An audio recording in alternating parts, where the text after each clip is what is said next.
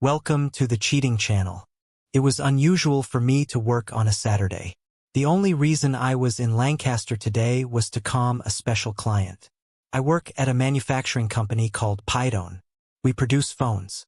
These aren't ordinary phones, but industrial ones designed to operate in extreme or hazardous conditions. They are durable and explosion-proof. Our largest clients are oil refineries, manufacturing plants, oil rigs, and other enterprises with harsh environmental conditions. Today, I had to resolve a minor issue at a large elevator, and I had just finished. I was filling up my gas tank before heading back on the road when I was pleasantly surprised. "Terry Harrison, what are you doing here?" It was Monica Whitmer, an old family friend. Monica and her husband Brian used to live near Reading, and we interacted a few times. That was a long time ago, and I was glad to see her. "Hi, Monica. I came to Mannheim for half a day to do some work. How are you guys doing?" We chatted for about 10 minutes, and eventually, I followed her to their house for a family barbecue. Monica was from the coal regions, and Brian and his family were from Lancaster. Most of the people at the gathering were Brian's relatives. I called my wife, Darcy, and told her that I had been caught up with some old friends. Then she and Monica chatted for about 10 minutes. I felt better after letting my wife know that I would be late. The gathering was uneventful, except for one small detail. I was introduced to Brian's father and 2 brothers, as well as half a dozen of his children. Each of them had the same smile. A thong in the right corner of their mouth protruded slightly, and whenever one of the men or children smiled, their lips curved into a grin reminiscent of a curiosity got the better of me. "Monica, I need a little help. Do you need more beef or ribs?" No, I'm fine. I was just thinking about the unique smile that all the kids, as well as Brian and his brothers, have. "Oh, you noticed? It's hard not to, especially when you see a whole bunch of them together. It's a genetic trait. Brian, his brothers, and their father have this funny little front tooth. They pass it on to their kids, and their kids will pass it on to theirs. It's pretty cute, isn't it?" I smiled and let her return to her duties as hostess. On the way back to Reading, I had plenty of time to think. Darcy and I had been married for 20 years. I met her in college and we seemed to hit it off. A few years later, I started working at Pidone and have been with them for nearly 19 years. We have 2 18-year-old twin sons, Ron and Rob, who are starting at the University of Pennsylvania in the fall, and a charming little daughter, Jenny, who just turned 14. We expected the boys to get student loans and grants to cover their college expenses, and we hoped Jenny would do the same. Darcy and I had a good life, a cozy home, and 2 nice cars. In 2 years, I would be eligible to participate in the company's pension plan, and we would have a solid retirement account. Over the years, the company had offered me relocation opportunities several times, but Darcy was adamantly against it. Otherwise, we got along well. Our sex life was good, if not thrilling, and there seemed to be no issues in our marriage or relationship. Darcy prepared a light dinner because she knew that after the barbecue, I probably wouldn't be able to eat much. She asked how everyone was doing and expressed regret that she hadn't been there. Jenny sat across the table eating silently. The boys were out somewhere doing what boys their age usually do. Everything was fine until Jenny looked up and smiled. Her right lip curled, revealing a protruding tooth, and she suddenly resembled a little pixie. My appetite vanished completely, and I excused myself from the table. I had no doubt that Jenny was Brian's daughter. Around the time Darcy became pregnant with Jenny, our sex life and relationship in general started to cool down. Darcy never refused me sex, but the spark and passion were missing. I thought it was natural and didn't dwell on it too much. I got used to mediocre lovemaking and expected that it would be like this for the rest of our lives. I wanted more and would have enjoyed it more, but I didn't want to be picky about it. Now, everything became clear on a different level. From her frequent trips to Lancaster over the past 15 years, I could conclude that their affair was ongoing.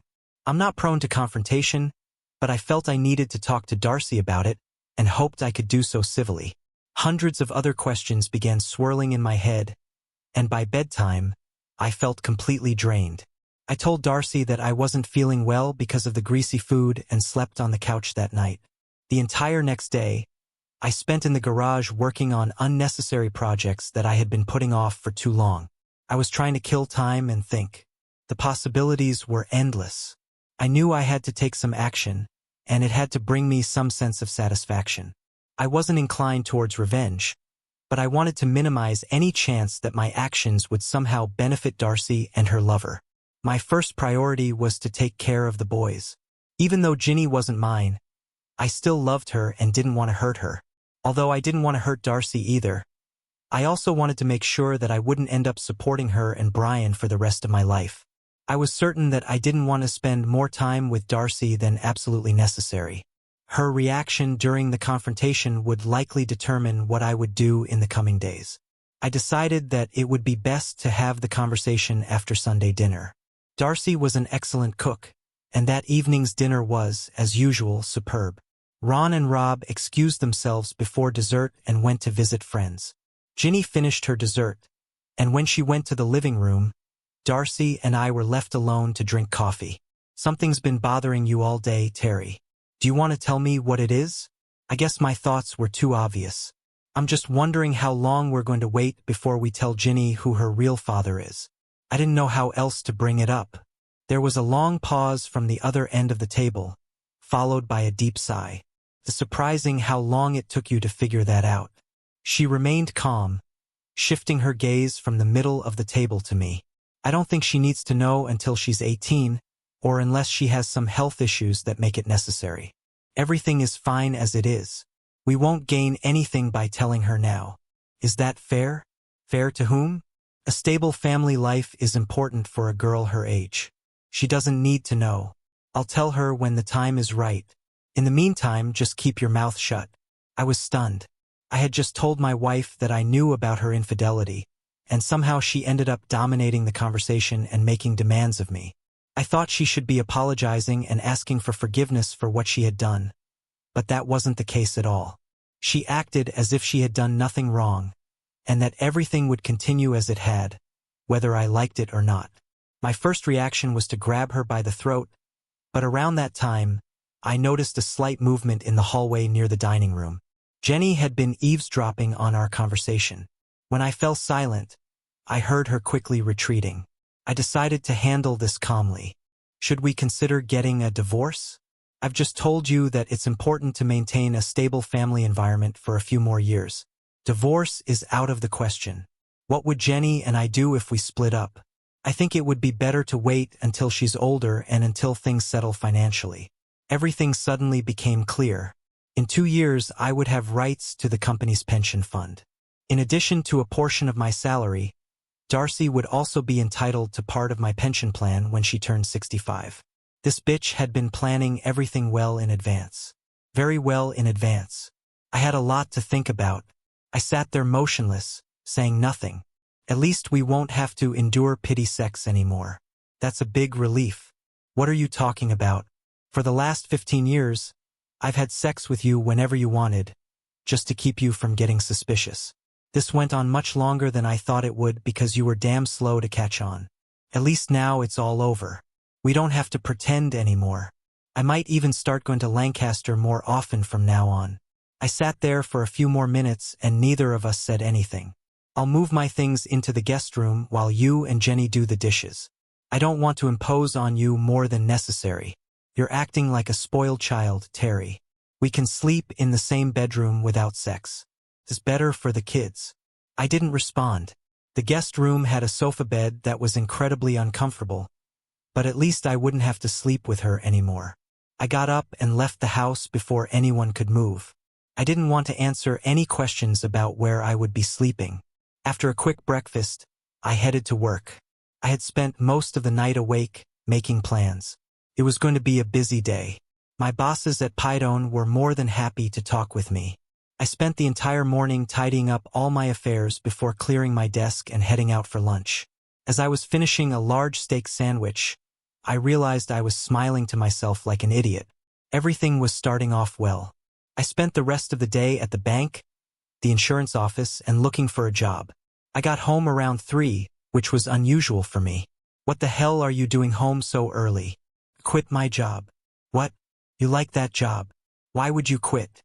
She paused for a second, waiting for an answer that never came. Are you still upset about yesterday? No, I just decided I was working too much and wanted a change. Starting tomorrow, I'm taking a new job at DC Brown. At the feed mill? What the hell are you going to do at a feed mill? Loading trucks and rail cars. No hassle, no responsibility. I'm also hoping to lose a little weight. That's the stupidest thing I've ever heard.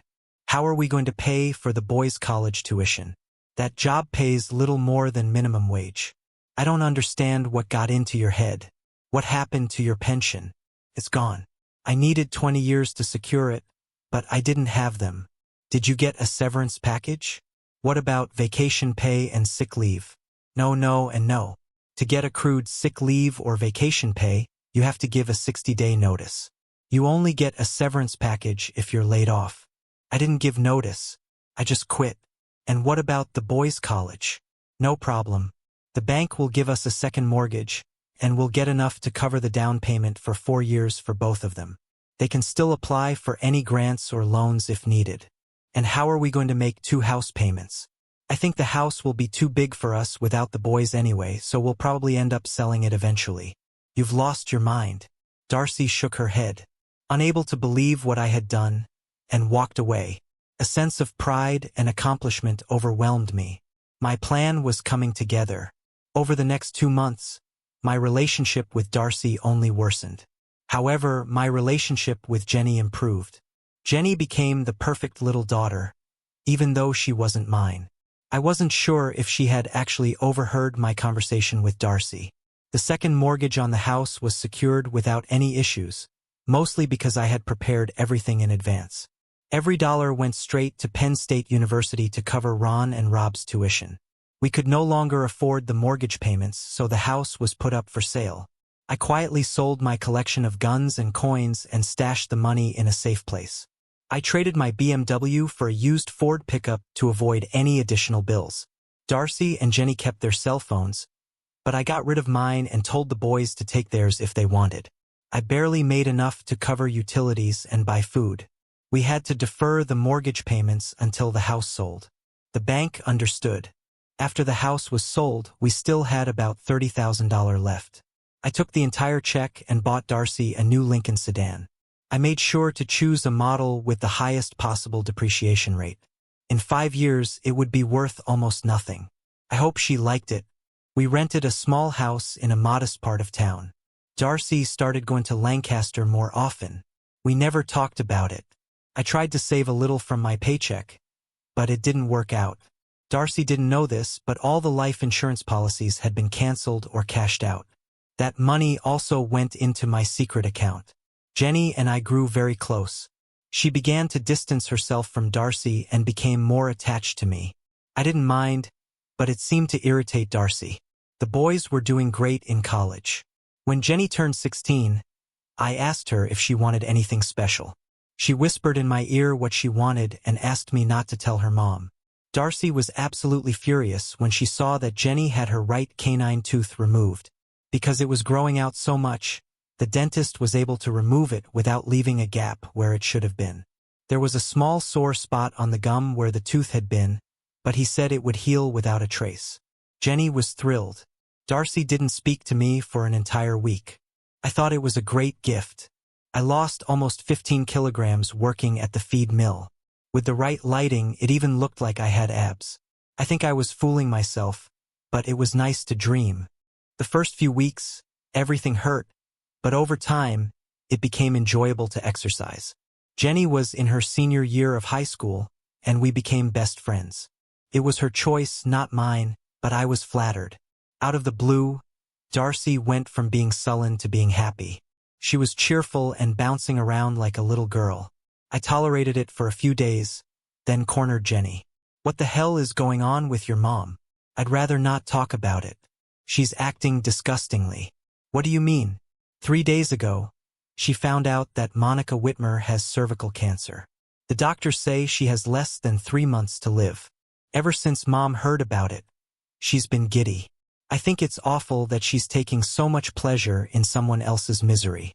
Monica never did anything to her, and she's acting like a real jerk because of it. It's not nice to call your mother a jerk. I don't know what other name would be more appropriate right now. Unfortunately, I had to agree with Jenny. Now that I understood the reason for her excitement, I felt the same way Jenny did. It wasn't easy to put up with her and keep my mouth shut at the same time. I worked a lot of overtime and spent a lot of time away from home. Sometimes Jenny would come with me, and we'd wander around the mall for hours. We didn't want to go home. 3 weeks later, I was served with divorce papers. Since Jenny was about to turn 18 before the divorce was finalized, there was no issue of child custody. We no longer had a house, and there was no money in the bank. Darcy didn't ask for alimony or support. It was a straightforward divorce on the grounds of incompatibility. I signed all the papers as they were and quit my job at the feed mill. I stopped by the Pidone office and then quickly visited the bank before heading home. Darcy wasn't there. Jenny said she had gone to Lancaster for a few days to comfort Monica. We both had a little laugh about that. I handed Jenny an envelope with $10,000. I apologized that it wasn't much, but I promised to send more later. I explained that I had to leave and that she would be fine with her mother. She was unhappy, but she still helped me pack my things. Darcy could take care of whatever needed to be done around the house after I left. I had no idea what Jenny's plans were after finishing school. Jenny offered to tell the twins about our separation, but said she couldn't be impartial. 6 weeks after I left, Monica Whitmer passed away. My friend Tom Kalita lived in a 2-story modular home in Ocala National Forest, near Silver Springs, Florida. Actually, he lived in Moss Bluff, but no one had ever heard of it.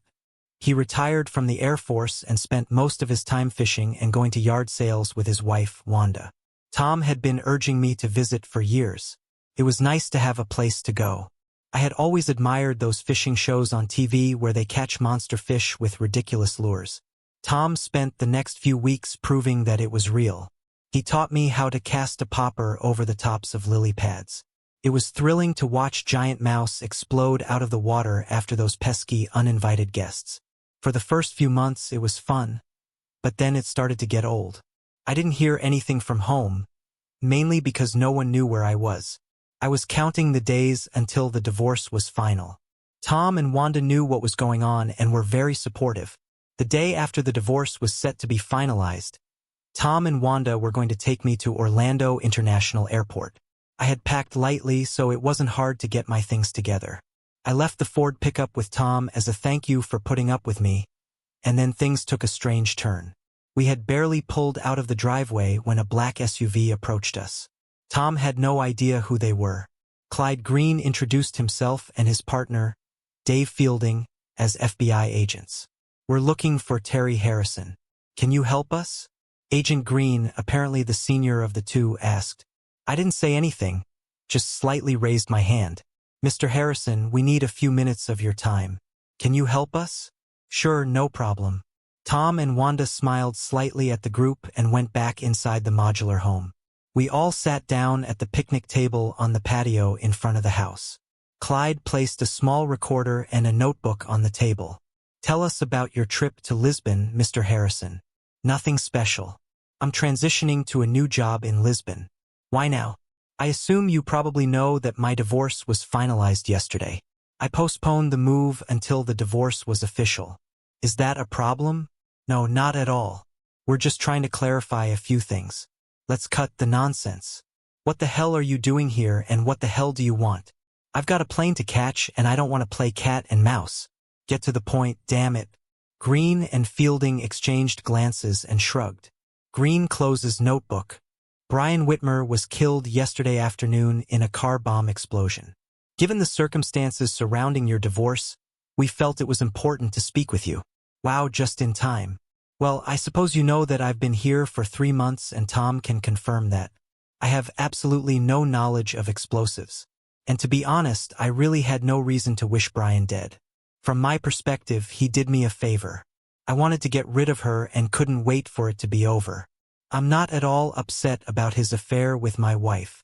I'm a little annoyed that I spent 16 years raising his child, but not enough to kill him. However, the timing is quite interesting. We know who planted the explosives and we know it wasn't you. What we specifically need to find out is whether you paid for it to be done and if you know the person who did it. Tell me who you think did it and I'll tell you if I know him. Do you know someone named Tony Donato from Westchester? I don't know anyone by that name. In fact, I don't know anyone from Westchester at all. Has your department checked phone records? How do you know it was him? We couldn't find any records of calls to Mr. Donato from anywhere in Florida over the past month. The method used to plant the bomb was very crude but effective. Mr. Donato has used the same technique several times before, but we haven't been able to catch him. What exactly are you trying to find out from me? I don't know anything about the explosion. I'm not acquainted with Mr. Donato, and I couldn't care less whether Brian Whitmer is alive or dead. Brian Whitmer was the reason my wife left me, and I'm grateful to him for that. I don't hold any grudge against him. Honestly, we just didn't want to leave any stone unturned. I'm sure you understand. Will you be available if we need to speak with you again? Absolutely. I'll contact you once I've settled in. For hours later, I was on my way to Lisbon. The flight gave me plenty of time to think about the past few years. My relationship with Darcy had been going downhill for a long time. I was too stupid to realize she was having an affair. Worse still, I had been raising her lover's child as my own. I really did love Jenny and grew closer to her after learning she wasn't mine. Once I realized that Darcy was planning to gain some financial benefit from my work and retirement, I decided to take steps to prevent that. Pydone was more than happy to put my job on hold for a few years if I agreed to lead the new European division. The timing was perfect for both the company and me. I hadn't counted on Brian's wife dying, but Jenny was close to finishing school anyway. My new position as Vice President of Operations at Continental came with a significant pay raise, a generous benefits package, and the reinstatement of my previous pension plan. I had some savings that I had quietly set aside, and all my affairs were in order. I felt guilty for not doing more for Jenny, but I could make up for that later. Ron and Rob were finishing up at Penn State and they were doing well. I was a bit behind Darcy and Jenny in terms of status, but I hoped to catch up once I got settled. The interview with the federal agents went faster and easier than I expected. I thought it was unusual, but I didn't dwell on it. I more or less shelled it with a silent expression of relief, although it made me wonder what had actually happened. Settling into my new home turned out to be much easier than I thought. Now I had subordinates, and they had largely taken care of everything before my arrival. The house, or rather, the villa they had chosen for me was stunning. It stood on a hillside, offering a beautiful view of the harbor. I attended language courses twice a week, and I had enough time for private lessons. So to speak, life was good. For one reason or another, I wasn't in touch with Jenny or Darcy. In fact, no one except the company and the twins knew where I was. Ron was studying in graduate school at the University of Texas, and Rob was now a second lieutenant in the Army thanks to RODC. They said Darcy was at the graduation party, but no one discussed living apart or divorce. They readily agreed not to inform her of my whereabouts. They didn't know where she lived or what she was doing, and they avoided asking. Jenny told them everything that led to the divorce and apparently didn't sugarcoat it. It seemed they were a bit upset with their mother. I was proud of all three of my children. A year passed and everything was going well. In early April, I receive an invitation to Jenny's wedding. Unfortunately, I receive it about 2 weeks after the ceremony date. In a small note inside, she expressed her wish for me to accept it if I received the invitation on time. I felt sorry that I wasn't there with her. It took my assistant about 2 hours to find out the current address and phone number of Frank and Jenny Connie in King of Prussia. Hi Jenny, it's Dad. Dad, you got my invitation. I've missed you so much. Hey, slow down. It's all good. I'm just sorry I didn't find out about the wedding until it was too late. I'm really upset that I missed it. It was wonderful, and even though you weren't there, everything went perfectly. I really wanted you to walk me down the aisle. Frank is a great guy, Dad. You'll like him. He just got his degree in electrical engineering, and hopefully he'll start his new job in a couple of months. Jenny was chatting nonstop. She seemed as excited about talking to me as she was about the wedding. I was happy for her. I didn't get you anything. What do you need or want? I need to see you and introduce you to Frank. Can you come visit me? Not right now, But why don't you and Frank come visit me? I've got a beautiful place and plenty of rooms. I can arrange the tickets if you guys can figure out the timing. Okay. That sounds tempting. Can I call you back tomorrow? Give me your number. I love you, Dad. And I miss you. I can't wait to see you. I'll make it work. Don't worry. Jenny's new husband had everything a father could hope for. He was handsome, hardworking, and ambitious. I liked him, and I felt confident he would take good care of my daughter. Although I knew Jenny wasn't biologically mine, I loved her as if she were my own daughter. Jenny was eager to tell me about her mother. After Brian's death, Darcy felt alienated from his family. They seemed to believe that she was somehow responsible for what happened to Brian. There were also rumors about her affair with Brian behind Monica's back, which made her an unwelcome guest in the family. Without Brian, Darcy had no means to support herself. She was now working at a diner on the turnpike and living in a trailer near Lancaster. While Jenny was getting dressed so we could go out for dinner, I had a little one-on-one chat with Frank. Any specific plans after college, Frank? Mostly just work. Jenny has agreed to move wherever we need to go, so that makes things a lot easier. I'd prefer to find a job I enjoy rather than getting stuck in a place I don't like. I think I can understand that. For about 10 minutes, we talked about what he studied at Drexel and what kind of job he was looking for. Surprisingly, he spoke Italian quite well. He picked up the language from his grandparents, who lived with him while he was growing up in Philadelphia. We were planning to open a service center in Parma, and the only challenge was finding a specialist who spoke our language. In this case, experience was less important than education and management skills. I was trying to figure out how to make this work while listening to Frank talk. It would be great if Jenny were close enough for me to see her from time to time. It's good to be the boss. Around this time, my lovely Jenny joined us. We chatted casually as we walked to the car. Jenny, since I couldn't make it to the wedding, what would you like as a gift? Frank's uncle, Anthony, introduced us, and he was more than happy to do so. He also gave us a very nice wedding gift. Frank laughed when he heard this. I never expected to receive a wedding gift of $10,000 from anyone, and it was a real surprise to get it from Uncle Anthony. Not that he has a real job or anything like that. I'm not sure where he gets his money, but it was definitely appreciated. Well, I'll have to remember to send Uncle Anthony Connie a nice letter to thank him personally. Oh no, he's an uncle on my mother's side. His last name is Donato.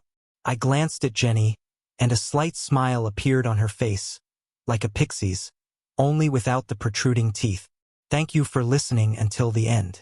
See you in the next episode of Cheating Secrets. Take care of yourself and your loved ones. Goodbye.